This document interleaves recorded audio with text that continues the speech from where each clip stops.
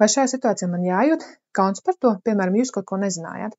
Nereti cilvēki teiks, pateiks tādas muļķības, bet vai tas tā kā par to būtu jākaunas, vai tomēr tā ir pilnīgi tāda normāla rīcība, kad mēs kaut ko nezinām, vai tiešām arī pasakam kaut kādas lietas, jo tajā brīdī mēs tiešām nezinājām. Un kad tas ir pilnīgi normāli atbilstoši, ka mums par to nav jākaunas.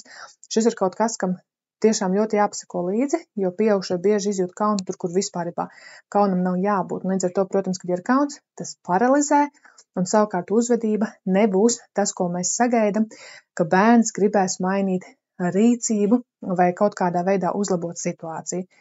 Kad bērns izjūt kaunu, viņš parasti slēpsies, viņš parasti norobežosies, vainos citus, attaisnos sevi, teiks pilnīgas muļķības, nekam tas pārībā nav vajadzīgs, un šo mēs saucam par aizsardzību.